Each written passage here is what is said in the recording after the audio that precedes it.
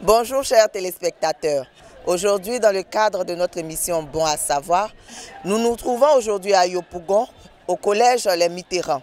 Nous venons rencontrer M. Daniel Héritier, directeur du groupe scolaire Mitterrand de Yopougon, qui reçoit une qualité particulière d'élèves. Cette école reçoit les sourds, les malentendants.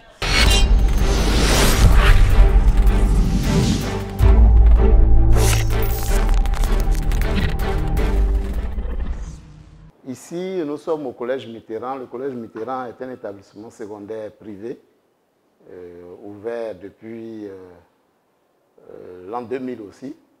Et nous accueillons dans le cadre de l'éducation inclusive les enfants sourds avec nous ici depuis ce temps.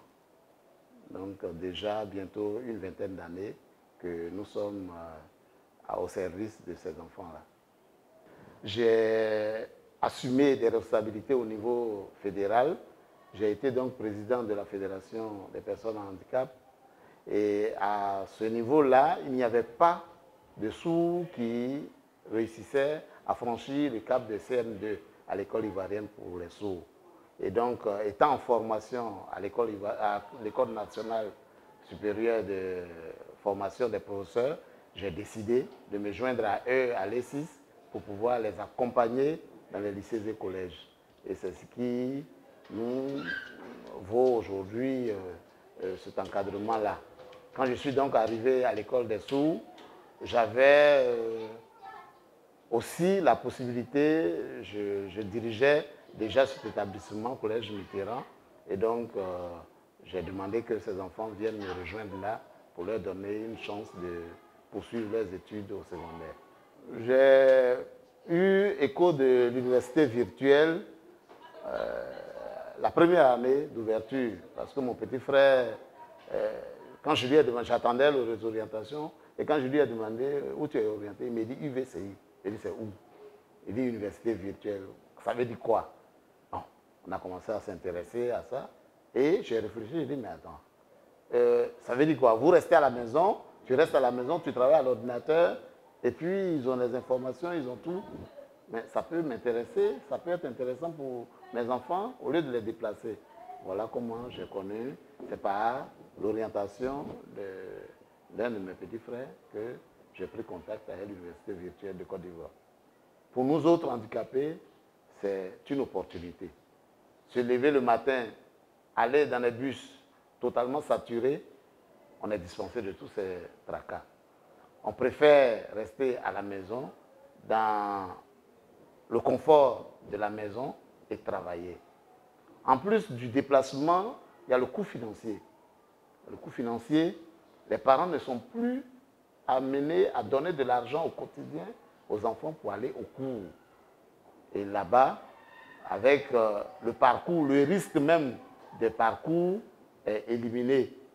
Et en plus de ces éléments, l'université virtuelle donne la possibilité à tout un chacun, comme vous le dites, le slogan le dit, l'université te suit partout.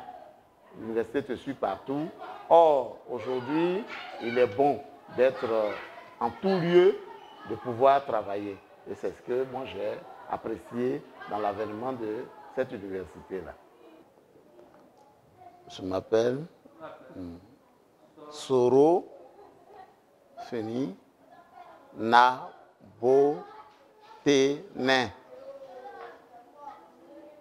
Ahmed. Soro Nabotene Ahmed. Je suis à l'université virtuelle en communication digitale.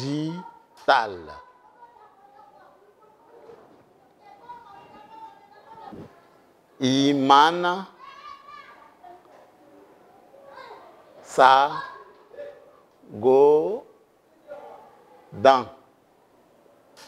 Iman Sagodan. Moi aussi, je suis en communication digitale.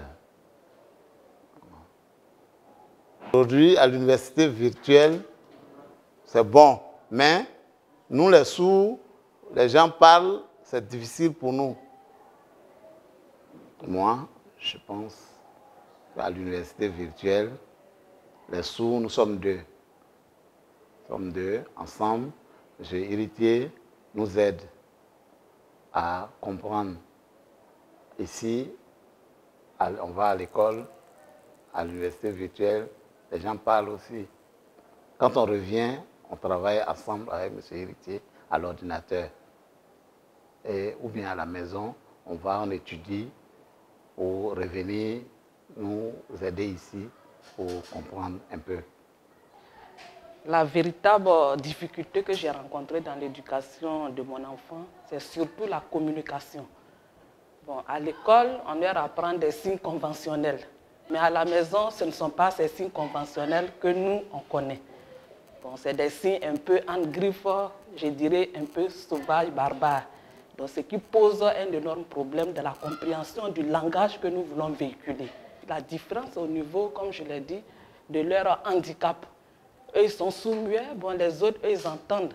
Voilà, dans une même classe, bon, je pense qu'ils n'ont pas les mêmes capacités d'appréhender le cours que le professeur véhicule. Bon, quand il a été admis au bac, vraiment, il faut dire que ça nous a tous vraiment plu. On a vraiment dansé, on a fêté. Mais au moment des orientations, vraiment, ça a été vraiment difficile pour nous.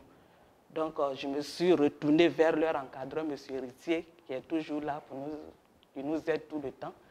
Et c'est ensemble, on a cherché et c'est lui qui m'a vraiment dit que l'université virtuelle était vraiment mieux indiquée pour nos enfants.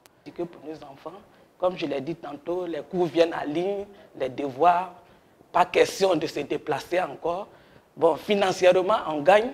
Moralement aussi, vraiment, ça nous évite quelques soucis, comme je l'ai dit tantôt. Quand l'enfant malentendant doit se déplacer, même si c'est en taxi-compteur, vous avez peur, vous ne savez pas s'il va arriver. Le retour aussi, vraiment, c'est tout un tas de problèmes. Quand il sort de la maison, tant que vous ne le voyez pas, sincèrement, la journée, vous n'êtes pas tranquille. Donc, d'université virtuelle, comme je l'ai dit, ils reçoivent les cours à la maison. C'est seulement les examens qu'ils se déplacent. Je leur dirais que l'université virtuelle, comme les autres universités publiques, c'est cela, si je ne me trompe pas. Voilà, c'est une université publique. Comme les autres universités publiques, je pense que elle est la mieux indiquée pour nos enfants sourds-muets. Voilà, c'est la mieux indiquée pour nos enfants sourds-muets. Parce que tout vient en ligne, c'est déjà bon. Nos enfants dans une telle université ne pourront pas s'en sortir parce qu'ils n'entendent pas. Voilà. Avec l'université virtuelle, je pense que quand ça vient en ligne, les devoirs viennent en ligne, les compos viennent en ligne, ils peuvent lire et puis eux-mêmes essayer de se concentrer et traiter le devoir.